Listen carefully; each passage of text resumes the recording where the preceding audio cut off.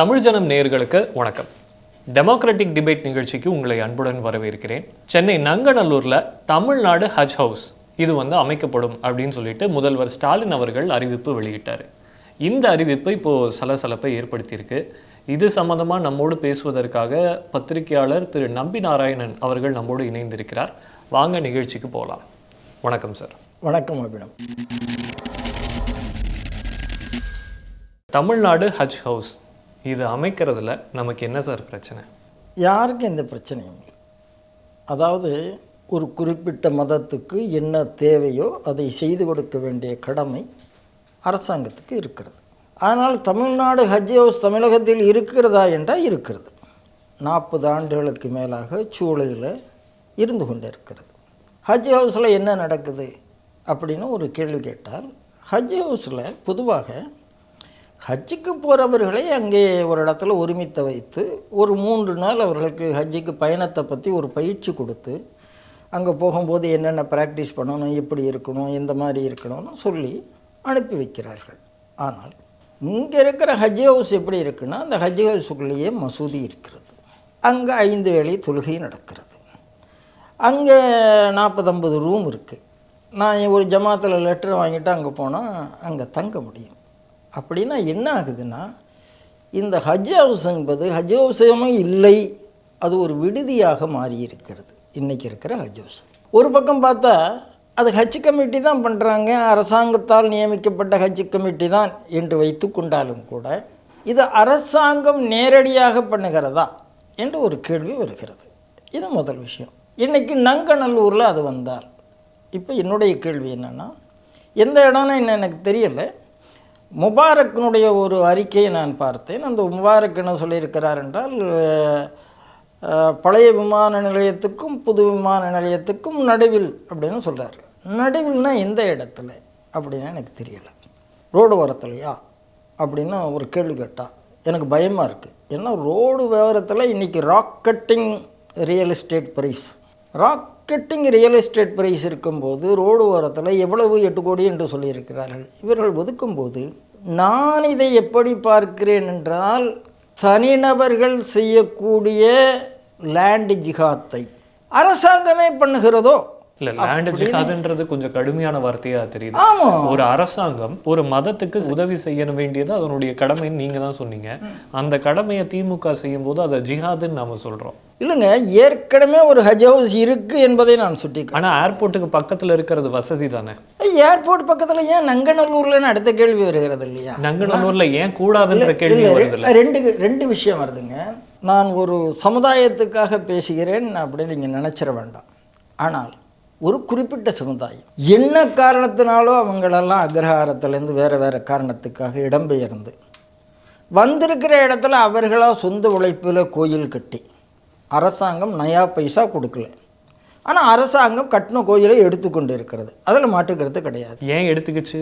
அந்த கோயில் நிர்வாகம் சரியில்லை, அதனால் எடுத்துக்கிச்சு. அறநிலைத்துறையினுடைய சட்டத்தின்படி நீங்கள் நன்றாக புரிந்து கொள்ளுங்கள், எந்த டிஸ்பியூட் வந்தாலும் டிஸ்பியூட்டை சால்வ் பண்ணுற வரைக்கும் அரசாங்கம் எடுத்துக்கொள்ளலாம். அதுக்கப்புறம் திருப்பி அவங்ககிட்ட தான் கொடுக்கணும். இப்படி 56 கோயில்கள் மீண்டும் ஒப்படைக்க வேண்டும் என்ற சட்டம் வந்து பழனி உட்பட அரசாங்கம் இன்னும் கொடுக்காமல் இருக்குது. அரசாங்கம் கையில் வைத்து கொண்டு இருக்கிறார்கள். அரசாங்கத்திட்ட ஒரு தடவை போனால் அது திரும்பி வராது. அதுக்கப்புறம் அந்த கமிட்டிஸுக்குள்ளே எத்தனை சண்டையை உருவாக்க முடியுமோ அத்தனை சண்டையை உருவாக்கி கொண்டு இருப்பார்கள். அதனால் இதெல்லாம் ஒரு டிஸ்பியூட் செட்டில்மெண்ட்டுங்கிறது ஒரு பெரிய இஷ்யூவே கிடையாதுங்க. எல்லாத்துலேயும் செட்டில்மெண்ட் இருக்குது, கோர்ட் இருக்குது. கோர்ட் சொன்னால் இந்த ஒரு கமிட்டி கேட்க போகுது, கோர்ட் சொன்னால் இன்னொரு கமிட்டி நீங்கள் தான் நிர்வாகம் பண்ண போகிறார்கள். ஏன் அரசாங்கம் வைத்து கொண்டிருக்கிறதுன்னு ஒரு கேள்வி வருகிறது. இந்த கமிட்டி இணையாமல் சண்டை போட்டுக்கிட்டே இருந்தால் நிர்வாகம் பாதிக்கப்படும், பக்தர்கள் பாதிக்கப்படுவாங்க. அதுக்கு பேசாமல் அரசாங்கத்தில் இருக்கும்போது தான் அங்கே பக்தர்கள் பாதிக்கப்படுகிறார்கள். ஒன்றும் இல்லைங்க, ஒரு திருச்செந்தூரில் என்ன நடந்தது? பக்தர்களுக்கு எந்த பேசிக் ஃபெசிலிட்டியும் இல்லை, கேட்குறார்கள். அங்கே ஒரு கோபம் வருகிறது. சேகர் பாபு நேரடியாக அந்த இடத்துல போகிறவங்ககிட்ட பக்தர்களுக்கு கேட்குறாரு, நீ என்ன பண்ணீங்க, எங்களுக்கு எத்தனை மணிக்கணக்காக நாங்கள் நின்று கொண்டு இருக்கிறோம். சேகர் பாபு என்ன சொன்னார்? திருப்பதி போனால் நீங்கள் நிற்கலையா? உண்மைதானே சார், 12 மணி நேரம் நிற்கிறேன். திருப்பதியில் எல்லா உங்களுக்கு ஒவ்வொரு கேபினாக இருக்குது. அந்த கேபினை நீங்கள் உட்கார்ந்து கொள்ளலாம். உங்களுக்காக உணவு வந்து கொண்டு இருக்கும். அந்த கேபின்லேயே ரெஸ்ட் ரூம் இருக்கும், எல்லாமே இருக்கும். திருச்செந்தூரில் என்ன இருக்குது? படிப்படியாக நீ ஏற்படுத்துவாங்களோ என்ன? சார், முதல்ல இந்த கேள்வியை சொல்லுவதற்கு முன்னால் நீங்கள் அதுவும் இதுவும் ஒன்றும் இல்லைன்னா ஒரு அறநிலைத்துறை அமைச்சருக்கு தெரியாதா? சொன்னார்ல. சொன்னதை அப்போ நீங்கள் அரசாங்கம் பண்ணவில்லை. சரி விடுங்க. 200 கோடி ரூபாய் சிவநாடார் கொடுக்குறார். அந்த 200 கோடி ரூபாயில் நீங்கள் கமிஷன் கேட்டதா செய்தி வந்ததா இல்லையா? செய்தி வந்தது.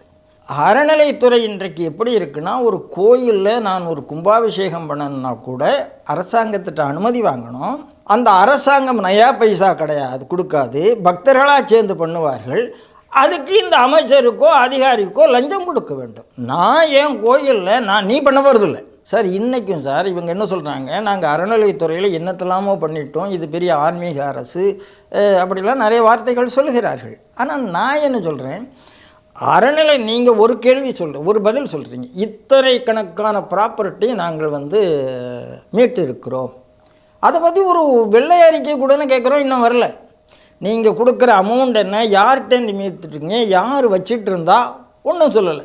நீங்கள் என்ன சொன்னீங்க, வந்த உடனேயே எங்கள் அறநிலையத்துறை வெப்சைட்டில் எல்லா கோயிலினுடைய சொத்து அதனுடைய யார் யார் வச்சு கொண்டதே எல்லாம் நாங்கள் போடுவோன்னு சொன்னீங்க.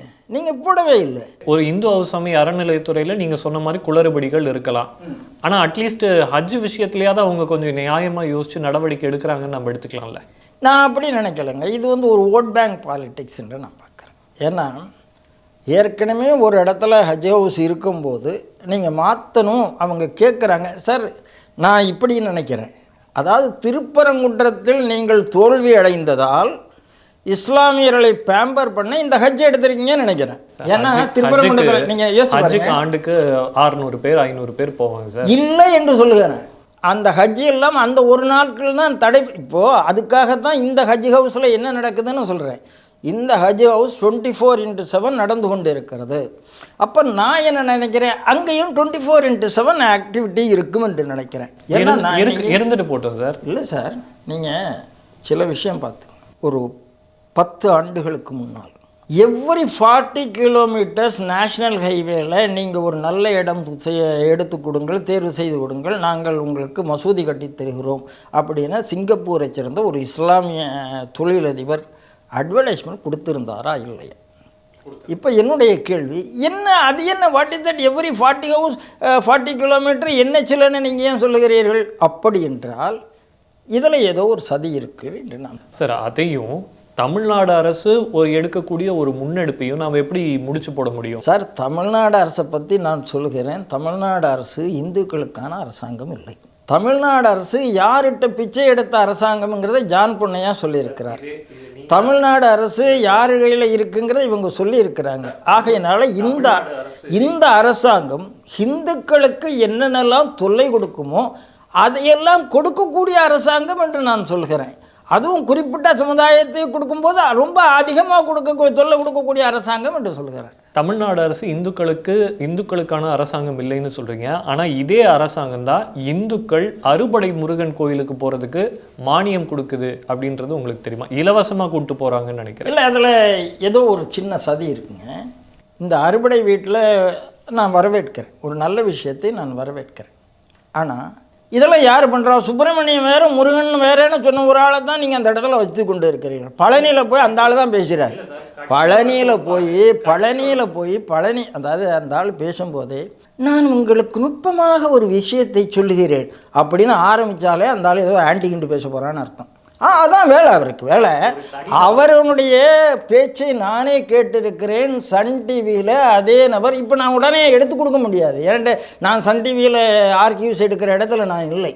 ஆனால் நான் பார்த்தேன் 63வது நாயன்மார் மாதிரி 64வது நாயன்மார் ராமசாமி ஈவேரான பேசினால தூக்கி அங்கே வைத்து கொண்டு நாங்கள் எப்படிங்க இந்து சமுதாயம் நாங்கள் அவங்கள நம்ப முடியும்? இல்லை சார், ஒரு தனி நபருடைய கருத்து ஒன்றா இருக்கலாம், ஒரு கட்சியினுடைய கருத்து ஒன்றா இருக்கலாம். ஆனால் ஒரு அரசினுடைய செயல்பாடு அப்படின்றது இந்து விரோதமாக இருக்குன்னு சொல்கிறதை எப்படி ஏற்க முடியும்? அதைத்தான் சொல்கிறேன், நீங்கள் நிரூபிக்கவில்லைன்னு சொல்கிறேன். நான் என்ன சொல்கிறேன், உங்கள் அரசாங்கத்தினுடைய துணை முதல்வர் தான் துணை முதல்வர் ஆகத்துக்கு முன்னால் சனாதனம் என்பது டெங்கு, மலேரியா, கொசு, அதை அடிக்கிற மாதிரி அதை ஒழிக்க வேண்டும் அப்படின்னு பேசினார். அதில் வேறு ரொம்ப தெளிவாக செய்கிறாரு.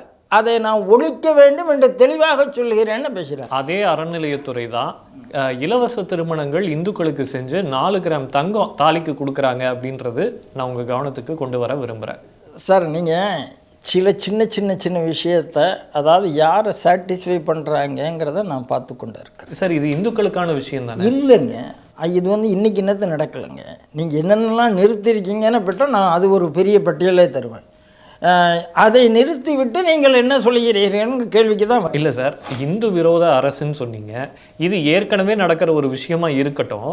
இப்போ இவங்க ஆட்சிக்கு வந்தால் இவங்க இந்து விரோதிகளாக இருந்தால் இந்த திட்டங்கள் எல்லாம் அவங்க நிறுத்திருக்கணுமா இல்லையா? திட்டங்கள்ங்கிறது 2 விஷயம் இருக்குது சார். ஒன்று, ட்ரவுண்ட் ராடன்ட்டா நான் என்ன சொல்லி ஓட்டுக்காக என்ன செய்கிறேங்கிறது. அப்புறம் அவனை விலைக்கு வாங்கின பிறகு அவனை எப்படி டியூன் பண்ணுறேங்கிறது. நீங்கள் எங்கே டியூன் பண்ணுறீங்க, யாரை சூஸ் பண்ணுறீங்க, எங்கே டியூன் பண்ணுறீங்கிறத நாங்கள் பார்க்குறோம். நீங்கள் பார்க்குற மாதிரி மேலெழுந்த வாரியாக நாங்கள் எந்த திட்டத்தையும் நாங்கள் பார்க்கலைங்க. நீங்கள் எடுக்கும் போதே நான் இன்னும் நிறைய விஷயம் திரைக்கு பின்னால் என்ன நடந்து கொண்டு இருக்கிறது நான் பேச ஆரம்பித்தா நான் நிறைய பேசுவேன். ஆகையினால அது செய்தி அல்ல என்று பேசுகிறேன். ஆகையினால இந்த அரசாங்கம் இந்த விஷயத்தில் எனக்கு என்ன பயம் என்றால், நான் நேரடியாக சொல்கிறேன். இப்போது ஒரு ஷாஹின்பாக் நடந்தது. ஒரு ஷாஹின்பாக்கில் என்ன நடந்தது, அந்த கூட்டத்தை நீங்கள் எடுப்பதற்கு முன்னால் என்னென்னலாமோ பண்ண வேண்டியிருந்தது. அதுக்கு யூஏ சைடு வந்ததா, அரவிந்த் கெஜ்ரிவால் என்ன பண்ணார், எது பண்ணார், எல்லா கேள்வியும் நாம் பார்த்து கொண்டு இருக்கிறோம். நீங்கள் ஒரு ஏர்போர்ட்டில் ஜிஎஸ்டி ரோடு சைடிலேயே இது கொடுக்கறதாக வைத்து கொண்டால் கூட நீங்கள் எங்கேயோ ஒரு இடத்துல அவங்களுக்கு ஒரு வல்னரபுள் ஏரியாவை கொடுக்கிறீர்கள் என்று நான் பார்க்குறேன். ஏன்னா இங்கேயும் ஒரு ஷாஹின்பாக், சென்னையில் ஒரு ஷாஹின்பாக் நடந்தது, நீங்கள் அதெல்லாம் மறுக்க முடியாது. ஆனால் அதிர்ஷ்டவசமாக அது கண்டெயின் ஆச்சு. இவங்க அரசாங்கம் அன்னைக்கு இருந்தால் அதிமுக அரசாங்கம் அது ஒன்றும் பண்ணலை, அதையும் நான் உறுதியாக சொல்வேன். அப்போ என்ற விஷயம்னா, நீங்கள் என்னவோ ஒரு இடத்துல, நான் மீண்டும் சொல்கிறேன், என்னுடைய பார்வையில் திருப்பரங்குன்றத்தில் நீங்கள் அந்த சமுதாயத்துக்கு எதையோ ஒன்று செய்து கொடுப்பதாக ப்ராமிஸ் பண்ணிவிட்டு ஹிந்தி எழுச்சியால் தோல்வி அடைந்ததால் இப்போ சமாதானத்துக்காக இதை பண்ணுகிறேன்னு நான் குற்றம் சாட்டுகிறேன். சார், நீங்கள் பேசுகிறது இஸ்லாமியர்கள் எல்லாரையும் பொதுப்படையாக குற்றம் சாட்டுற மாதிரி உங்களுக்கு தோணலையா? இஸ்லாமியர்களை நான் சொல்லவே இல்லை சார். நான் 2 விஷயம் சொல்கிறேன் எல்லா இடத்துலையும். அவங்களுக்காக தானே சார் இது கட்டப்படுது? இல்லை, நான் ஜிஹாதிகளை சொல்கிறேன். நான் ஒரு இஸ்லாமிய தர்காவை சேர்ந்தவர்களை நான் சந்தித்தேன். அவர்கள் சந்தர்ப்பம் கூட பற்றி பேசுகிற ஒரு இடத்துல நானும் இருக்கிறேன். அப்போ நேரடியாக அவர்கள்ட்ட நான் ஒரு கேள்வி கேட்டேன். என்னைக்குங்க நீங்கள் ஒரு காலத்தில் எல்லோரும் ஒற்றுமையாக தானே இருந்தீங்க, இன்றைக்கி ஏன் இப்படி ஆகிப்போச்சு என்று கேட்டால் அவர்கள் சொன்ன ஒரே பதில், அன்றைய முஸ்லீம் லீக் இன்றைக்கு இல்லைங்க, we have been taken over by PFI. இப்போ எதுவுமே எங்கள் கையில் இல்லை, எல்லாமே இளைஞர்கள் அவங்க ஃபீடு பண்ணி பிரெயின் வாஷ் பண்ணப்பட்டு வருகிறார்கள். எங்களால் தடுக்க முடியலை. அவங்க வந்த உடனே தவறு தான் செய்கிறார்கள், நாங்கள் பார்த்து கொண்டு இருக்கிறோம். சொன்னது ஒரு தர்கா கமிட்டி, ஒத்தரில்லை, தர்கா கமிட்டி மொத்த தர்கா கமிட்டிக்காரர்களும் சொன்னார்கள். அப்போ என்ன இருக்குன்னா, நீங்கள் சொல்கிற இஸ்லாமியர்கள் வேறு, அவருடைய கவர்னிங் பாடை வேறு என்று நான் நினைக்கலை. ஏன்னா ஒரு ஜமாத் ஒரு ஃபத்வா கொடுத்தா அது எல்லாருக்கும் தான் கட்டுப்படுகிறது. ஒரு ஜமாத் ஒரு அறிக்கை கொடுத்தா எல்லாத்துக்கும் தான் கட்டுப்படுகிறது. நீங்கள் இன்றைக்கி அது யார் கையில் போய் கொண்டு இருக்கிறது? நீங்கள் ஒன்றும் இல்லை சார், இந்த திருப்பரங்குன்ற விஷயத்துக்கு பிஎஃப்ஐ தமிழ்நாட்டில் பேன் பண்ணியிருக்கு. பிஎஃப் பேரில் ஃபேமிலிட்டு வந்ததா இல்லையா? வந்ததில்லை. அரசாங்கம் அரெஸ்ட் பண்ணி போட்டிருக்கணும்ல, போடலையே. அதனால் எனக்கு இந்த அரசாங்கம், நான் மீண்டும் சொல்லுகிறேன், அதாவது அப்பாவுவை பார்த்து மணப்பாறை எம்எல்ஏ பெட்டிஷன் கொடுக்குறார். எங்களுக்கு மணப்பாறை எம்எல்ஏக்கு திருப்பரங்குன்றத்தில் என்ன பிரச்சனை வந்ததுன்னு எனக்கு தெரியாது. ராமநாதபுரம் எம்பி அங்கே போய் உட்காந்து சாப்பிட்டுட்டு ஏதோ ஒரு விஷயத்தை போடுகிறார். ஆனால் அதுக்கப்புறம் அந்த இடத்துல பாதுகாப்பு போட்டாங்க, யாரும் மேலே போக விடாத மாதிரி. ஆமாம் சார். அப்போ அரசாங்கம் சட்ட ஒழுங்கை காப்பாத்துறதுல கவனம் செலுத்துதா இல்லையா? இல்லை சார். சார், அவங்க எம்பி கூட்டணியில் இருக்கிற எம்பி அங்க போய் இப்படி ஒரு பிரச்சனையை பண்ணிட்டாங்கன்னு தெரிஞ்சு சார் அவரை அரெஸ்ட் பண்ணிருக்கணும் சார். நீங்க சாதாரண, அதாவது மக்கள் சார் அவர் போனதுனால பிரச்சனை வரல, போனதுக்கு அப்புறம் இனி பிரச்சனை வருமோன்ற அப்புறமும் பிரச்சனை இல்லை சார். பிரச்சனை வந்துருமோன்ற சந்தேகம் வந்த உடனே அரசு நடவடிக்கை எடுத்துருச்சு. பிரச்சனை எப்ப வந்தது தெரியுமா? ஒரு எம்பிங்கிற ஆளு அனைத்து மக்களுக்கும் உரித்தானவர். ஆனால் நான் அங்கே போனேன், என் கூட உள்ளவங்கள்லாம் இதை சாப்பிட்டாங்க, இந்த இடத்துல சாப்பிட்டோம்னு அவர் சோசியல் மீடியாவில் பதிவு போட்டது தான் அண்ட்ரஸ்ட்டுக்கு காரணம். போலீஸ் கிட்ட பேசினது கேட்டிங்களா? கேட்டேன். 2 மதத்தவர் எந்த மதத்தவர் வந்தாலும் நீங்க பாரபட்சம் இல்லாமல் அனுமதிங்கன்னு தான் அவர் சொன்னார். இல்லை அங்கே சார் நீங்கள் அங்கே இன்னும் அப்படி பார்த்தா நம்ம திருப்பரங்குன்றத்தை பற்றி நிறைய பேசணும். ஏன்னா அந்த இஷ்யூவில் ஏற்கனவே அங்கே கார்த்திகை தீபம் ஏற்றலாம் என்று ஹைகோர்ட்டினுடைய உத்தரவே இருக்குது. இன்னும் வரைக்கும் நீங்கள் விடலையே. நான் என்ன சொல்லுகிறேன், என்னுடைய பார்வையில் எங்கேயோ ஒரு இடத்துல நீங்கள் இஸ்லாமியர்களை பேம்பர் பண்ணுவதற்காக ஒரு விஷயத்தை எடுக்கிறீர்கள். எடுக்கும்போது உங்களுக்கு அதில் ஒரு என்ன சொல்கிறது, முதுகில் ஒரு சொரியல் வருது. அது சொல்லும்போது அந்த சொரியல்னா ஆன்டி ஹிந்துன்னு இவங்க முதுகில் ஒரு சொரியல் இருந்துக்கிட்டே இருக்கும். அந்த புண்ணை அப்படியே சொரிஞ்சு விட்டால் தான் திமுகவுக்கு உற்சாகமாக இருக்கும். ஆகையினால ஓஹோ இந்த இடத்துல எடுத்துக்கொண்டால் தான் திருப்பி ஒரு அண்ட்ரஸ் வரும். நான் சொல்லுகிறேன், இந்த அரசாங்கம் கவர்னன்ஸில் 100% ஃபெயிலியர் சார். ஆகையினால தான் அதாவது எல்லா பிரச்சனையும் இருக்குது. பாலியல் பிரச்சனைகள் இருக்குது, கல்வியில் பிரச்சனைகள் இருக்குது, கிட்டத்தட்ட 9.5 லட்சம் கோடி கடன் வாங்கியாச்சு. எல்லா பிரச்சனையும் இருப்பதால் இந்த அரசாங்கம் எங்கே மடைமாட்டுகிறது என்றால் இருமொழிக் கொள்கை என்று மடைமாற்றும், தேசிய கொள்கை என்று மடைமாற்றும். எங்கேயாவது ஒரு இடத்துல அப்பா ஏதாவது ஒரு பிரச்சனையை வச்சுட்டா இந்து முஸ்லீம் சண்டை போட்டுட்டு இருப்பான்ப்பா, நான் மாட்டு காசு அள்ளிட்டு இருப்பான்ப்பா அப்படிங்கிற ஒரு அரசாங்கமே தவிர மக்களுக்கு செய்கிற அரசாங்கம் இல்லை என்று சொல்லுகிறேன். சார், இப்போது என்னுடைய கேள்வி என்ன அப்படின்னா, இந்த புது ஹஜ் ஹவுஸ் வரது பிரச்சனையா, அது நங்கநல்லூரில் வரது பிரச்சனையா? நங்கநல்லூரில் வர்றது பிரச்சனை. அவங்க சொல்லக்கூடிய வேற இடத்துல இதே செட்டப்போட இந்த ஹஜ் ஹவுஸ் வந்து தாராளமாக அப்போ உங்களுக்கு இந்த ஜிஹாதி பயங்கள் இல்லை. இல்லைங்க. நாம் இன்னைக்கு வந்து நாளைக்கு நீங்கள் வருவீங்க, நங்கநல்லூரில் கொடுத்தால் நாளைக்கு என்ன சொல்லுவீங்க, நாளைக்கு அதுவே வக்ஃப் ப்ராப்பர்ட்டின்னு 10 வருஷத்தில் சொல்ல ஆரம்பிப்பீங்க. எங்களுக்கு இந்தியாவில் வக்ஃப் ப்ராப்பர்ட்டி வக்ஃப்னு கிளைம் பண்ணப்பட்டு அது நிரூபிக்கப்படலைன்னா இப்போவே அந்த லேண்ட் வந்து ரிக்ளைம் ஆகிடுது. சார் நீங்கள் திருச்செந்துறைக்கு வாருங்க சார். திருச்செந்துறையில் அதாவது ரிஜிஸ்டரே பண்ண வேண்டாம்னு ஆர்டர் கொடுத்தது நீங்கள் தானே. திருச்செந்துறையில் 1500 ஆண்டு கால சிவன் கோயில் இருக்குது என்று தெரிந்தும் நீங்கள் என்ன பேசுகிறீங்க? ஆமாம் அது வக்ஃபோடு, ஆனால் அங்கே கோயில் இருக்கிறது. நான் கேட்குறேன், வக்ஃப் முதல்ல வந்ததா கோயில் முதல்ல வந்ததா? கோயில் தான் முதல்ல வந்தது. சரி, இங்கே கபாலி இங்கே பக்கத்தில் ஆதிகேஸ்வர பெருமாளை மயிலாப்பூரில் பேசுகிறீர்கள். ஆதிகேஸ்வர பெருமாள் எப்போ வந்தது? அதனால் இதெல்லாம் எங்கேயாவது அரசாங்கம் தெளிவாக, திமுக அரசாங்கம் தெளிவாக அப்பா நீங்கள் தப்பு செய்கிறீங்க அப்படின்னு அவங்ககிட்ட சொல்லியிருக்காங்க. இல்லை சார், அந்த இடம் பழமையானது, அந்த இடம் கோயில் பழமையானது, அதில் சந்தேகமே இல்லை. ஆனால் அரசாங்கங்கள் மாறுது. ஆற்காட்டு நவாபோட காலத்தில் அந்த இடங்கள் வக்ஃப் போர்டுக்கு போயிருக்கலாம். அதில் வந்து நமக்கு போயிருக்கலாம்ங்கிறது இல்லை சார். நீங்கள் நேற்று வரைக்கும் வித்துட்டு தான் சார் இருந்தாங்க. நீங்கள் வித்துட்டு அதாவது திடீர்னு விற்க போகும்போது ஒரு கல்யாணத்துக்காக ஒருத்தர் விற்க போகிறாரு, உங்களுக்கு அதுக்கு முன்னால் 10 வருஷத்துக்கு முன்னால் வித்துட்டு தானே இருந்தாங்க. நீங்கள் ஆக்டிவ் ஆகிடுச்சுன்னு அங்கே தான் பிரச்சனை. நான் என்ன சொல்கிறேன், அப்போ நீங்கள் என்ன பண்ணுறீங்க, நிர்வாகம் சரியாக இருக்குன்னு அர்த்தம். நிர்வாகம் சரியாக இருக்குன்னு அர்த்தம் இல்லை, நிர்வாகம் அபகரித்து கொண்டு இருக்கிறதுன்னு அர்த்தம். மக்கள் உரிமையை, மற்றவர்கள் உரிமையை பிடுங்கி கொண்டு இருக்கு சார். நான் இந்த கதையெல்லாம் கேட்பேன், மீட்டிங்கில் பேசுகிறதெல்லாம் கேட்பேன். இந்த ஜிஹாதிகள் என்று நான் தெளிவாக சொல்கிறேன், நான் இஸ்லாமியர் என்ற வார்த்தையை நான் யூஸ் பண்ணவில்லை. அவங்க பேசுகிற இடத்துல நாம் யார் தெரியுமா, நாம் ஆண்ட பரம்பரை தெரியுமான்னு பேசுவாங்க. ஆண்ட பரம்பரை அது இந்த பாருங்கள், இதெல்லாம் இந்த மாதிரி பேசுகிறதுக்கு தமிழ்நாட்டில் நிறைய பேர் இருக்காங்க. ஒவ்வொரு சமுதாயமும் கூட நான் ஆண்ட பரம்பரை என்று பேச முடியும். அதனால் இதெல்லாம் பேச்சு இல்லை. நீங்கள் எங்கே இருக்கிறீங்க, என்ன இருந்தது, உங்கள் சமுதாயம் எப்போ வந்தது, இந்த சமுதாயம் எப்படி இருக்கிறது. நான் இன்னொன்று கோருவாங்க அப்படின்னு அச்சத்தை வெளிப்படுத்துறீங்க.